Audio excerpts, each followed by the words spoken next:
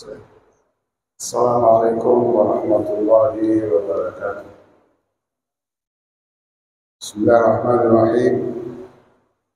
Alhamdulillah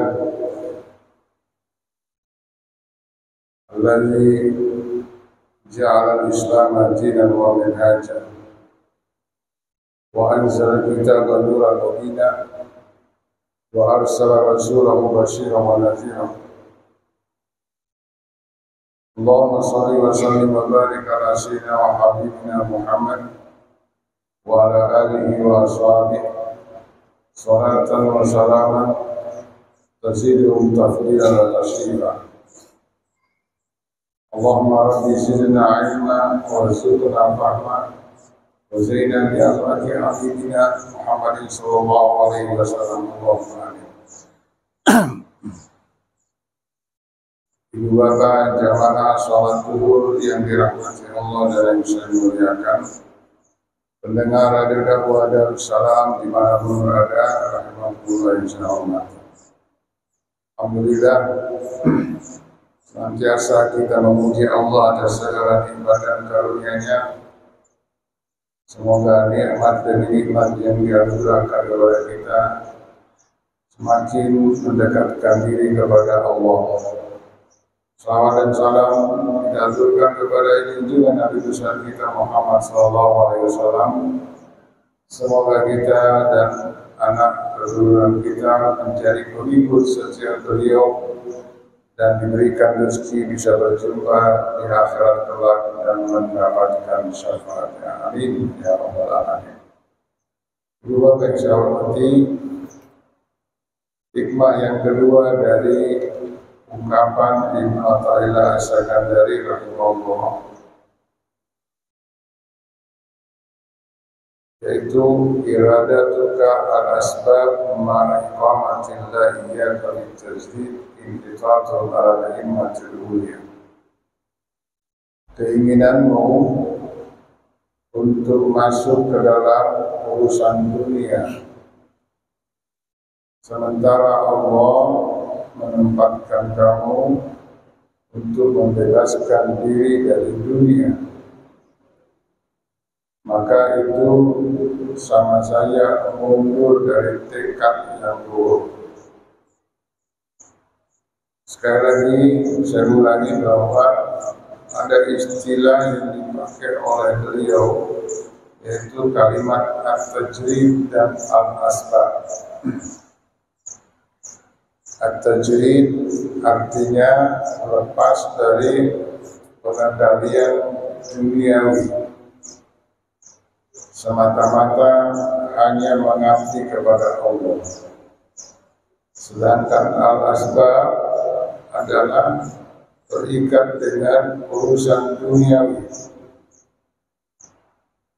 Contohnya kalau kita sholat, ngaji, dan seluruh yang disebut dengan ibadah mahdhah itu masuk istilah at-tajrid.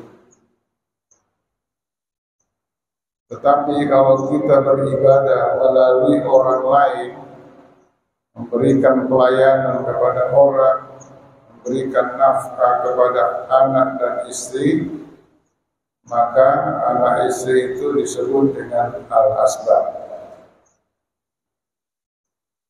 Penggalan pertama disebutkan keinginanmu untuk lepas dari kesibukan dunia hanya untuk beribadah semata-mata kepada Allah, sementara Allah berikan tanggung jawab, ada asbab, ada anak, ada istri yang harus dinafkahi, maka itu dianggap syahwat tersembunyi. Artinya ada orang meninggalkan tanggung jawabnya, dia pergi iktikaf di masjid, dari masjid ke masjid, ditinggalkan anak istrinya tidak dibekali dengan uang nafkah. Begitu istrinya mau melahirkan, dipanggil untuk pulang untuk mendampingi istrinya mau melahirkan. Apa katanya? Saya sedang iktikaf di masjid, istri saya yang mau melahirkan saya sudah serahkan kepada Allah. Ini orang tidak bertanggung jawab. Itu namanya syahwat tersembunyi. Saya artikan dengan kalimat nafsu beragama. Terlalu bernafsu dalam melaksanakan agama. Sama dengan yang saya contohkan ketika orang naik haji, begitu dia melontar, yang biasanya disunahkan melontar itu menggunakan batu kerikil, batu yang kecil, seperti kelereng. Tapi karena marah sama setan, dia ambil batu yang besar-besar. Kenapa? Supaya benjol kepada setan. Nah, ini juga nafsu beragama. Habis batunya dilempar, saking bernafsunya, sandalnya dilempar, payungnya dilempar. Nah, hal-hal seperti itu tidak bisa dilakukan karena itu dianggap syahwat yang tersembunyi. Kelihatannya orang ini alim banget, religius banget, tapi tanggung jawabnya ditinggal. Pergi ke pasar, bekerja mencari rezeki, pulang ke rumah, assalamualaikum, habis itu masuk kamar, sholat sunat, mengaji, istri tidak ditegur, anak tidak disapa. Ini juga termasuk kelihatannya alim, tapi ada syahwat yang tersembunyi di situ. Itu penggalan pertama. Sekarang yang kedua, keinginanmu mengurusi dunia, sementara Allah menghendaki untuk melepaskan diri dari dunia. Ini dianggap sesuatu mundur, dianggap mundur dari tekad yang luhur. Ada keinginan untuk mengurusi dunia. Contohnya umpamanya seseorang tidak ada tanggung jawab pada dirinya karena belum berkeluarga, belum punya anak, dan hidupnya serba cukup, tidak bergantung kepada siapapun. Kehidupannya menengah ke atas. Nah, ada dua persoalan di sini. Pertama, anta tamliku min asbabil aish ma yakfika. Orang itu sudah memiliki kebutuhan-kebutuhan hidup yang mencukupinya. Pertanyaannya, falimaza la taktafi bihadzal qurba? Kenapa orang ini tidak merasa cukup dengan yang ada? Uang banyak, kebutuhan hidup terpenuhi, tanggung jawab tidak ada. Pertanyaannya, walimaza la tastagidu 'anil mazidi alladhi la hajata laka ilaihi minad dunya? Persoalan-persoalan duniawi tidak perlu lagi diurusi, cukup hanya ditolabil ilmi, menuntut ilmu, memperdalam ma'rifah, memperdalam agama, cukup begitu saja. Itu yang pertama. Artinya kehidupan mencukupi, gaya hidup cukup, tidak ada tanggung jawab, ada dorongan untuk berjihad, untuk melaksanakan ibadah, sungguh-sungguh beribadah kepada Allah, taat kepada Allah. Karena apa? Urusan duniawi nggak ada juga tanggung jawab, istri nggak ada, anak nggak ada, ya sudah beribadah sungguh-sungguh. Panggilan yang kedua, kenapa justru walaupun sudah kehidupannya mencukupi, kenapa enggak ditambah lagi? Cari lagi rezeki lebih banyak. Karena kenapa? Enggak boleh orang nganggur, harus bekerja keras. Pertanyaannya, yang mana kita penuhi? Posisi tadi, posisinya adalah dia tidak punya tanggung jawab. Kebetulan masih bujang, enggak punya anak, duit banyak. Apakah harus fokus ibadah atau tetap mencari dunia, mengurusi urusan rezeki, selalu menambah rezeki, yang mana ditaati? Maka diucapkanlah hikmah berikut ini mengatakan, keinginanmu untuk menggeluti dunia itu, sementara Allah menempatkan keadaanmu, posisimu adalah meninggalkan dunia itu.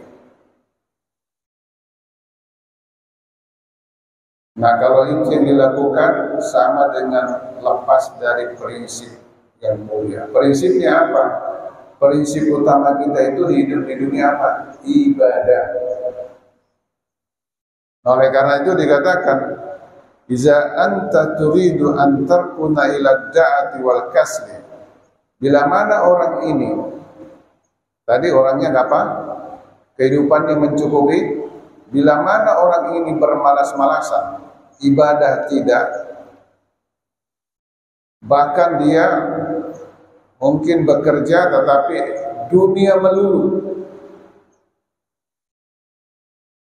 Fatakulu wa tashrabu, maka dia makan, dia minum, dia refreshing, dia tidur sampai dia mati. Fa'lam anna hazihi hiya hayatul haba'i. Kehidupannya orang ini kehidupan seperti binatang. Karena dia tidak melakukan suatu kewajiban apapun di depan Allah Subhanahu wa taala. Dia sibuk ngurusi dunia. Bayangkan ngurus dunia itu mulai pagi, jam 4 subuh sudah bangun. Karena dijemput oleh busnya. Sampai sore dia pulang jam 5. Tapi enggak pernah sholat, enggak pernah ibadah. Sekalipun orang itu diberikan rezeki yang cukup, tidak ada tanggung jawab baginya, maka orang ini hidupnya seperti dengan hidup binatang. Ya'kulu wa yashrab, makan minum tidak jauh beda dengan kambing, sapi. Mereka enggak ibadah. Akan tetapi bila mana ada tanggung jawab tentu beda. Persoalan pertama sudah dijawab. Oleh karena itu maka kita beribadah sesuai dengan kemampuan dan kondisi kita. Apa kondisi kita? Apa keadaan kita? Beda-beda. Ada orang tanggung jawabnya sedikit, sedikit juga yang dia laksanakan. Tanggung jawabnya banyak, banyak juga dia laksanakan. Tergantung dari kondisinya. Makanya Allah mengatakan fattaqullaha mastata'tum. Bertakwalah kepada Allah menurut apa yang engkau mampu lakukan, sesuai dengan kemampuan, sesuai dengan keadaan.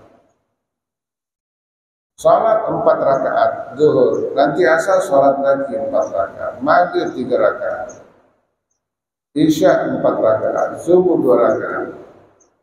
Suatu saat kondisinya tidak begitu, dia boleh salat 2 rakaat dulu, pakai diskon. Asar 2 rakaat, maghrib tetap 3, isya 2 rakaat, subuh memangnya sudah 2. Kondisinya kenapa? Dia sedang dalam perjalanan, musafir. Nah itu biasa dikenal dengan sholat safar. Dia musafir, boleh. Jangan dipaksa. Pokoknya sholat Jumat harus singgah sholat Jumat. Kalau singgah sholat Jumat ketinggalan pesawat. Allah ngerti. Allah berikan kemudahan. Allah berikan rukhsah. Makanya ketika berbicara tentang puasa, yuridullahu bikumul yusra wa la yuridu bikumul usra. Allah menginginkan kemudahan bukan untuk menyusahkan kalian. Kelihatannya kan menyusahkan, 1 bulan nggak boleh makan siang. Mulai dari sahur sampai buka puasa. Bukan 1 minggu, 1 bulan. Nanti ada orang berpikir, Allah ini nyusah-nyusahin kita ya. Enggak. Allah sebutkan di dalam Al-Quran, saya tidak ingin menyusahkan kamu. Kami ingin memudahkan kamu. Karena persoalannya aku yang menciptakan kamu, aku tahu kebutuhan kamu. Aku tahu bagaimana mendidik kamu sebagai manusia supaya selamat dunia sampai akhirat. Bukan persoalan hidup di dunia saja, tapi persoalan hidup di akhirat. Mengendalikan hawa nafsu itu tidak gampang. Apalagi namanya puasa, puasa itu menahan diri. Yang menahan diri itu susah. Walaupun kelihatannya menahan diri itu artinya nggak kerja. Walaupun nggak kerja tetapi susah. Karena kenapa? Nafsu kita besar. Contohnya ditulis di suatu tempat, tidak boleh memasukkan kepala di lubang ini, tapi disiapkan lubang. Oh, penasaran orang, masukkan aja kepala. Begitu dimasukkan, disemprot air. Nah, itu kira-kira. Manusia itu punya nafsu. Nafsunya gede. 70 setan, satu nafsu manusia. Makanya di bulan Ramadan pun sering terjadi kriminal. Kenapa? Nafsu manusia lebih gede daripada setan. Setannya sudah ditangkap. Nah, ibu bapak yang saya hormati, kembali bahwa Islam, syariat kita, agama Islam memberikan kewajiban kepada pemeluknya, tidak ada paksaan dan tidak membebani. Makanya Al-Quran mengatakan la yukallifullahu nafsan illa wus'aha. Allah tidak membebani kecuali memang manusia itu mampu melakukan. Bahasa-bahasa yang mengatakan aku tidak mampu sholat itu adalah bahasa nafsu. Seandainya Allah memberikan aturan siapa yang tidak sholat kena penyakit gatal, udah selesai itu. Semua orang sholat, kenapa? Takut kalau kena penyakit gatal. Tapi nggak begitu caranya Allah. Semua ibadah-ibadah itu sanksinya nggak ada di dunia. Nanti di akhirat. Kalau toh ada sanksinya di dunia itu hanya teguran saja.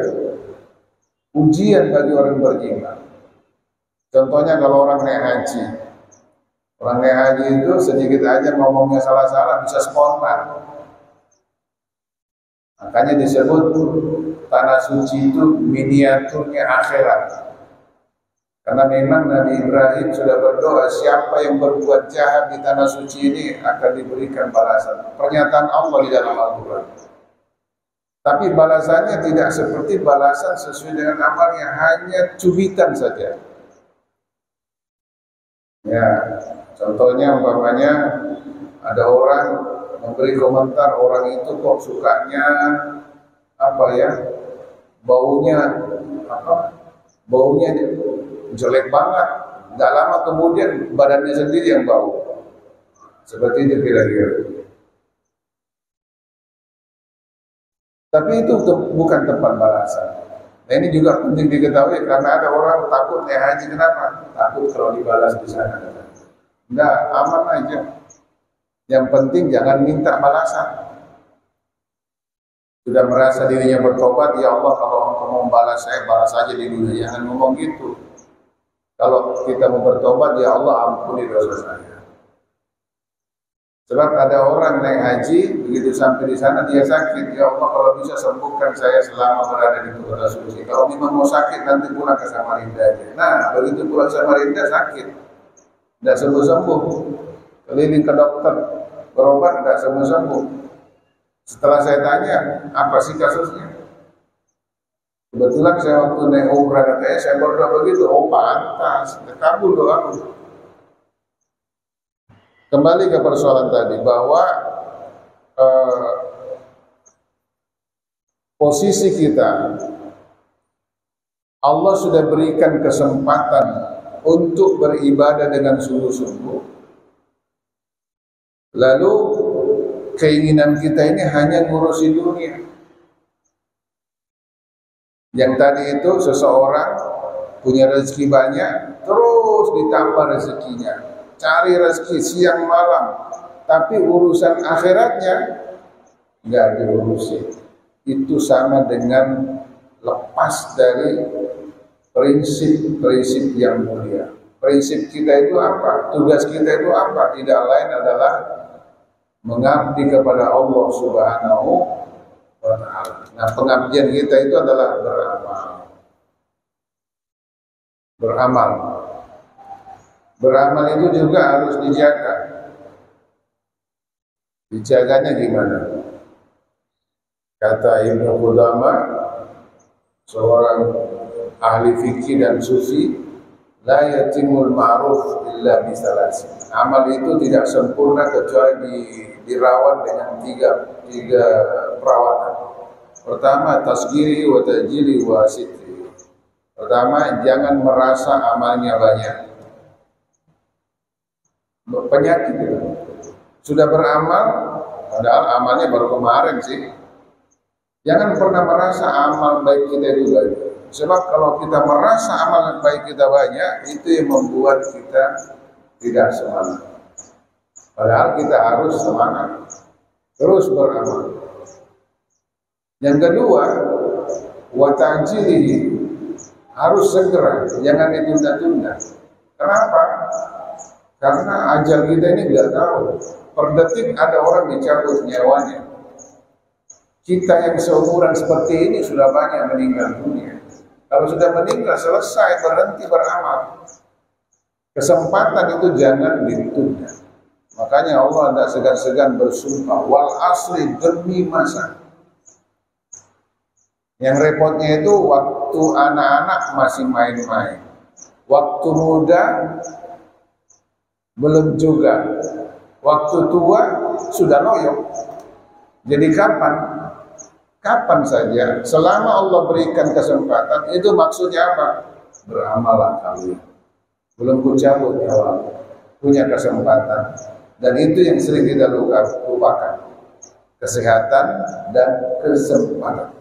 Jadi jangan ditunda. Yang terakhir adalah disitrihi, dirahasiakan. Usahakan dirahasiakan. Nah, zaman sekarang hati-hati, sedikit-sedikit di-upload, di-update, di-share di WA. Nah, itu rawan kena penyakit riya. Sampai-sampai dia haji, dia tawaf di shootingnya, di video. Astagfirullahaladzim. Saya sampaikan kepada jamaah haji yang mau haji, kalau bisa jangan mengambil foto, kamera, video di pelataran Ka'bah. Kalau mau ngambil foto, naik ke lantai 2, lantai 3 nanti. Kenapa? Di pelataran Ka'bah itu orang pada ibadah. Semuanya sih tempat ibadah. Tapi di pelataran Ka'bah itu kan tempatnya ya luas, tapi kalau padat manusia menjadi sempit. Ini orang mau lewat foto sana, foto sini. Ka'bah itu kalau bisa jangan dipotong, dibawa ke Samarinda. Maksudnya dimasukkan dalam hati. Arafahnya bawa ke Samarinda, dimasukkan dalam hati. Ilmunya ini enggak difoto, enggak sah. Yang lucu lagi di video baru dikirim, saya sedang tawaf perdana lagi. Jadi kata Allah, ini orang datang bertamu ke saya tapi matanya tidak datang kemana-mana. Kita itu kalau masuk di rumah orang bertamu itu ngomong aja, apalagi yang ditemui itu adalah pimpinan atau pejabat, baru mau ngomong sudah kita bicarakan. Kita nanti ngomong kalau ketemu siapa mau bicara. Nah, kan diatur gitu. Terus omongan kita apa? Ini enggak moto-moto di depan Allah Subhanahu wa ta'ala, di rumahnya Allah. Saya ingatkan itu. Kalau mau foto naik di lantai 2, lantai 3. Ya Allah, nah ini harus dijaga rahasia. Kadang-kadang tengah malam di-share, ayo bangun sholat tahajud. Sebenarnya niatnya bagus, mengajak orang, tapi hati-hati itu rawan terkena penyakit riya. Ini loh saya sholat tahajud tengah malam. Beda dengan ulama-ulama kita. Ulama-ulama kita itu sholat tahajud tengah malam, nah, begitu dekat subuh pura-pura dia baru terbangun. Begitu sudah dekat subuh, pura-pura dia baru bangun. Padahal dari tadi dia bangun. Itu guru-guru kita, ulama kita mengajarkan itu. Dan dia selalu rahasiakan ibadahnya. Nah ini penting, karena kalau enggak, ya bisa hancur ibadah kita. Saya kira demikian penyampaian kami, mudah-mudahan bisa manfaat yang beri semangat kepada kita beribadah, semakin dekat kepada Allah. sesuai dengan kondisi kita. Tentunya sesuai kondisi kita itu jangan sampai wajibnya ditinggal, wajib tetap, tapi yang sunnah-sunnahnya jangan sampai mengganggu kewajiban yang sesungguhnya, tanggung jawab kita yang ditinggalkan. Wallahu a'lam bishawab. Fatihah.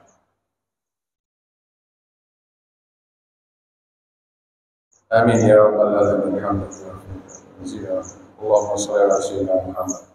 اللهم افتح قلوبنا بنورك وآمنا وارزقنا منك انك على كل شيء. اللهم ارزقنا حجا مبرورا وسعيا مشكورا وذنبا مغفورا وعملا صالحا مقبولا وتجارة لا تبور. ربنا اتنا في الدنيا حسنة وفي الآخرة حسنة وقنا عذاب النار. وصلى الله على سيدنا مولانا محمد والحمد لله رب العالمين. السلام عليكم ورحمة الله وبركاته. اللهم صل على محمد.